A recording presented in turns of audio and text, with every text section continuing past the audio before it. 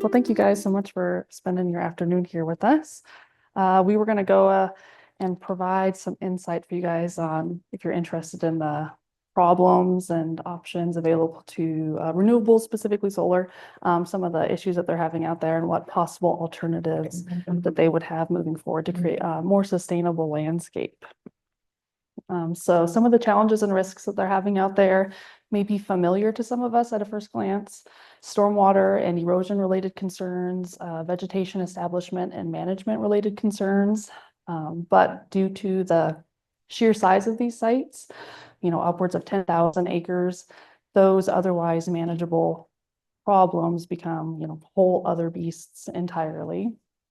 We're going to touch on, or Matt's going to touch on, possible alternatives to the conventional approaches to these problems, and how that might be better integrated into current projects in development, and how that might provide more sustainable outcomes for everybody.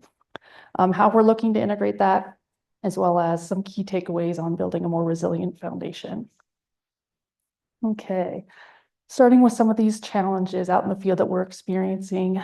A lot of it is due to, the people that are out in development making these decisions aren't very often the same people charged with managing these facilities once they're kind of turned over to those groups. And so the people making these decisions are perhaps being a little bit more creative than they should be in terms of what best management practices they're using, how they're implementing those, and if they're creating sustainable landscapes that are then manageable for the operations teams. Some of those issues involve stormwater control, adequate stormwater control, as well as effective seeding procedures, using the right seed mixes for the area, as well as how to then manage that vegetation once it's growing. One of the facilities we've been on has had some vegetation-related struggles due to poor seed mix selection that results in bad germination. Oh. Should I toss it over or just talk really loud? I can definitely do both. Sorry. Poor germination, which then leads to erosion across the site. That then spreads and compounds and kind of gets exponentially worse. That obviously makes it really hard to then go back and reseed if all your topsoil is washed away. And then it also creates safety concerns where, roads wash out and it's hard to safely navigate the site, or you then obviously have uncertain costs associated with potential fines and other compliance related issues that come with sediment transport beyond your project. Another hot topic is how that vegetation, once it is growing, is maintained. There's two, I guess, common or leading choices that are currently being used. The most frequently is just conventional mowing, which serves a purpose of keeping the vegetation short, which is currently what their preference is. Less than 6 inches is the desired vegetation height. But they're using some pretty inefficient equipment platforms to do that. I don't know if anybody here is charged with taking care of thousands of acres of land. I would assume you wouldn't use a zero-turn mower to do that, which is not the case out there. And so that doesn't provide any versatility on site. There's large areas of, open areas that have been reseeded that were used for staging or lay down areas earlier on in the project. Those as well are being mowed. And there isn't any economic or ecological driver for doing that. They're just doing it because why not? That doesn't seem to be a very productive decision to make. And as well, it does disrupt the natural plant life cycle. So reseeding is harder. It's disrupting how that plant would want to reproduce. And so that limits vegetative success across the site. Grazing is another popular alternative. There's definitely different animals that they use for that. Sheep is the most common in our experience on the sites that we've been working on. It does work in line with some of those carbon reduction principles that the sustainable, renewable projects are working for. And it can, under, very specific, curated grazing programs, it can at times help overall vegetation establishment. But like, people have referenced for here, fencing is very expensive, and that's not often how those animals are being moved across sites. As well, if the intent to graze isn't included in the early development conversations on what seed mixes are being used. The sheep aren't going to eat a lot of what's out there just because it doesn't taste good. So that obviously creates concern as well. If you don't have sheep where you are, it's going to be an economic limiting factor to get those sheep out there. And there's also concerns with the intention of having those animals out there. We put together this. We always get questions of when do we need to do this or how do we do this successfully? And oftentimes the answer is it depends. They want to know when they need to mow because they need to keep that grass below 6 inches is what they're looking to do. And so planning these large, oftentimes extensive vegetation maintenance events throughout the year is already really challenging. Once you introduce thousands of animals into that as a variable, it gets even more difficult on how to project those timelines. All right, so just like a real primer for everyone who doesn't have any insight into how solar development occurs right now, almost all solar development in the United States prioritizes energy generation over any sort of ecosystem services, any type of land functionality, and you end up with sites that look like this. So this is almost entirely graded. You get rid of all the topsoil, get rid of all the vegetation, because to a solar developer, that only gets in the way of making energy. You also stack the panels as close together and as close to the ground as you can. That way you save money on steel costs. What those things mean is that you have plenty of future reclamation projects for all of you to work on. But also we want to look at it from we're going to keep building these sites across the United States because they're very cost effective in many places. We need to be able to have better strategies for doing that so we can have more sustainable land use as we go forward. So one solution to that has been agrivoltaics. I don't know if anyone's heard that word, but it's a combination of agricultural land use and photovoltaics, so agrivoltaics. And there's all sorts of different ways that people use land for this. You can do chickens, you can do sheep. Some people have done cattle grazing. If you just lift the panels up, cows love it, they're in the shade. In Europe, many different settings. So this is like a vineyard in Italy.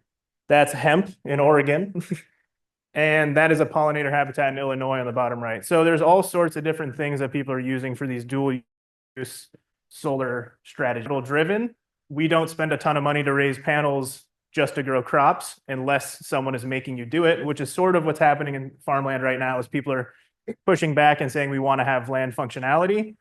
But just to give you an idea of agrivoltaic land use in the United States, the grazing and pollinator habitat covers 62,000 acres.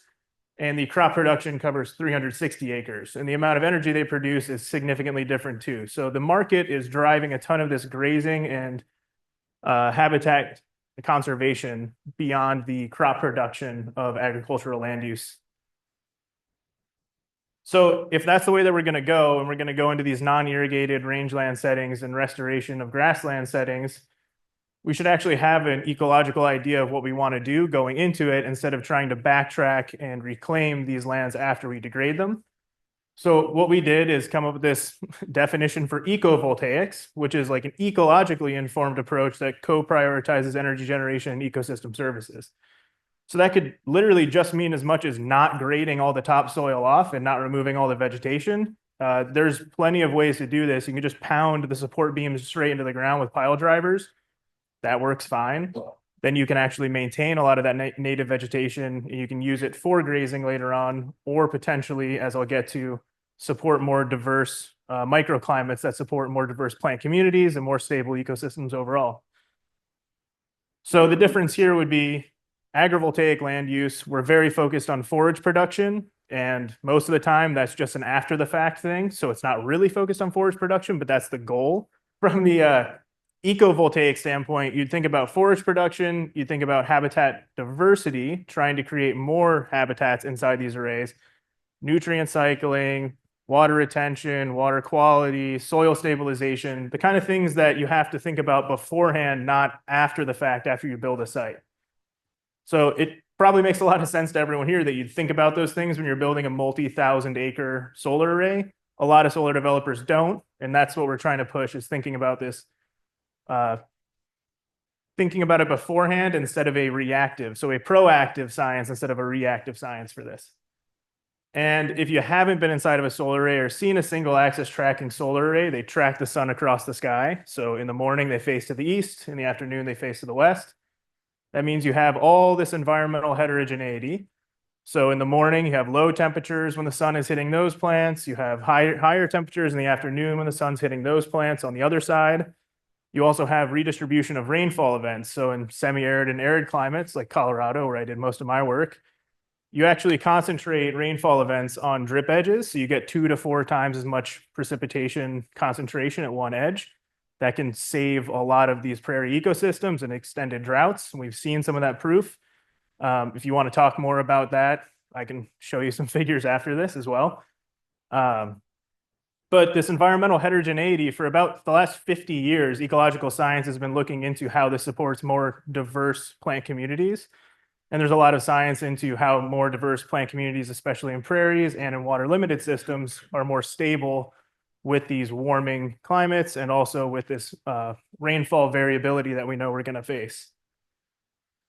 And if you don't want to just take the conceptual argument for that, there's a lot of research going into this. This is the Pollinator Habitat and Solar Energy Project that was run by Argonne National Lab. A lot of these projects are actually done in Minnesota. So they have a lot of community scale solar, so smaller solar arrays where they could manipulate a bunch of different seed mixes. And they found that you have as high of establishment diversity inside the solar array as outside the solar array. And you also have a lot of pollinator visitation inside the solar array as well. So there's a lot of evidence showing that these systems can be as ecologically functional as CRP or any other equip or type of program for increasing landscape diversity. And then finally, just to get a little bit of spiciness before I leave and pass the mic back off, if we think about the land use synergies, ethanol, corn ethanol, takes up a lot of land right now. So as we transition into using less land for more energy, where it makes sense, trying to convert some of these lands into solar arrays that we can also use that can filter water before it hits waterways into these ecovoltaic solar arrays from corn ethanol, it can also free up more farmland that is currently used for energy production in the form of corn ethanol to then grow other types of crops and create more resilient agricultural ecosystems overall. So what I'm showing in this figure is all the different counties in the United States that grow corn. The black dots are ethanol plants. And then this square right here is the exact size. If you condensed all of the places, all of the land area in the United States that grows corn ethanol, corn for ethanol production explicitly, then that would be the area. It's about the size of New York State. It's about the size of North Dakota. And then if you look at that yellow square in the bottom corner, if you can see it, that's the size of what it would take to create the exact same amount of energy with solar. So in certain scenarios, there's a lot of synergies for land use and sparing land for energy production if we transition into some solar energy production. So that's all I have. I'm happy to chat more about this as well. I'll pass it back. Okay. So this kind of comes full circle to how we're trying to approach some of these situations from an operations and maintenance perspective, because that's kind of what we're working with those groups in the field. And a lot of that does come from trying to access all of these different kind of siloed off resources that often aren't being utilized when we're having these early development discussions. We had actually come across one of Matt's papers last summer, thought it was super interesting, and we're interested in pursuing that, and then cut to earlier this year, he's in a call with us. We're just like, that's the guy.